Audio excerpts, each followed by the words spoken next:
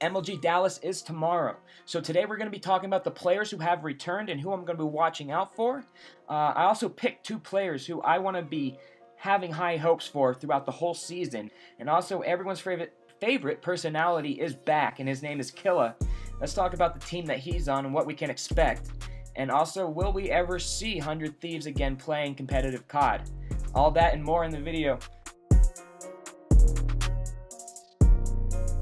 MLG Dallas is here. It's tomorrow. So in this video, I want to talk about a couple player returns. Now, there's lots of players that are returning, so it's kind of hard to cover all of it, but I'm going to highlight two players at least for right now. So let's talk about HUKE and let's talk about MBoze. Obviously, a lot of people know who MBoze is. A lot of people don't know who HUKE is. So let's start with HUKE first, and we'll go to MBoze second. So HUKE was a Halo player. He was playing Call of Duty during the Advanced Warfare season.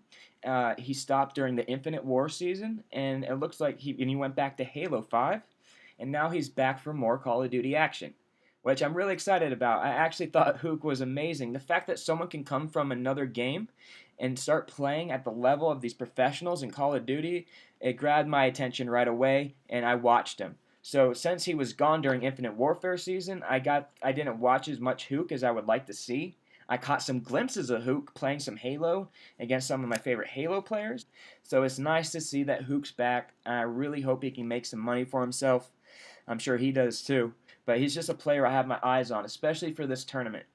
MBoze is one of those players who's been on Optic. He was on Optic Nation. He lives in the Optic house. But MBoze is on Optic. You see him in all the Optic videos. He's there. He's around. And it's not like we've missed him. He's still like everywhere in every video we ever see for Optic. So we still get a lot of MBoze. But it's good to see him back in the Call of Duty scene. MBoze is one of those players who has the ability on boots on ground to just take over the game. He literally could be considered the best boots on ground player. You could run some numbers and make that argument. So I'm really excited to see what Marcus is going to do this year. I believe that I have MBoze on Team Methods. Now, Methods said, and he was done quoting, that I'm really excited about teaming with Boze again. So I believe Boze and Methods are on the same team, and I think you have Nagafen on that team and Study. So that's going to be a really good team if that's the case. I really am looking forward to seeing what they can do, and I'm going to be watching out for them. Okay, so HUKE is on Envy. HUKE's playing with Slasher, Classic, Temp, and himself. Yeah, I'm really interested to see what Envy can do without JCap on it. Who's the leader on Envy right now? Is it Slasher? And as for MBoze, you know, I think he's with Team Methods. I don't know what the team's name is. I'm calling it Team Methods. I mean, in this tournament, if you're like me, you're watching every team gonna play. Every team that's playing, you're gonna be watching, no doubt.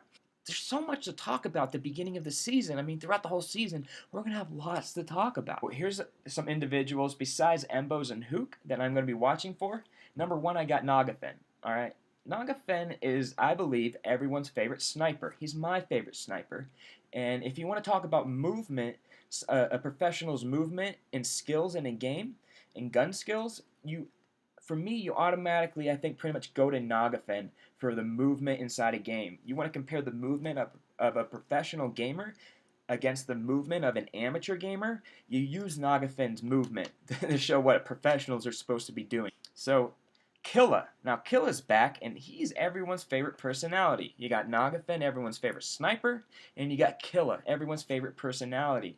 Now, if you don't know who Killa is, I suggest you go and you YouTube him and you watch some of his best moments.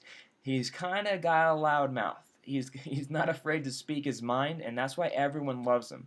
My third biggest highlight that I got, who I really am excited to watch for this season, is PROTO. Now, PROTO has some moments of glory throughout that whole season in Infinite Warfare. He has such great moments, but then all of a sudden it seemed like he didn't keep up with where he was heading. I saw him last year, and I know he's got the skill and the ability to do it. I think he just needs to get out of his own way. If you had me highlight any player who I'm going to be watching and hoping for that he does great this year, it's PROTO. Another question I have, I want you guys to answer in the comment section if you would. Do you think Aches should retire? Should Aches retire from competitive gaming if this tournament doesn't go well or the next one? Should Aches retire, go to the desk, start being an analyst, and giving us some of the great analyzing that he's done in the past. That's where I love Aches at. I think he's the best. I think he's the best actually at analyzing and giving us a breakdown situation of the games and game modes and everything.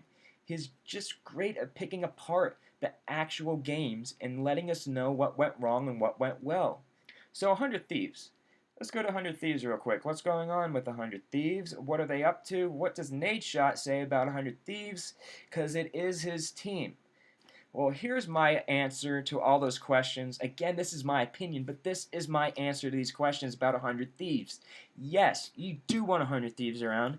Yes, you want them in every game that you can possibly get them on in esports.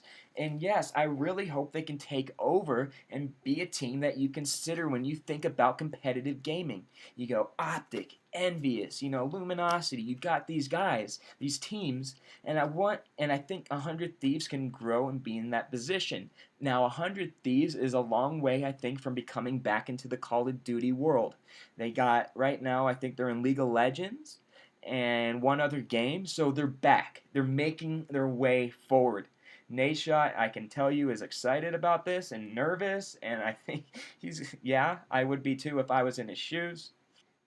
Fuck the haters, man. As for that, guys, there's one more team that I'm looking out for, and that's Team GOONJAR. If you're not looking out for Team GOONJAR, then you should be looking out for Team GOONJAR. It's Royalty, Proto, Zodix, and GOONJAR.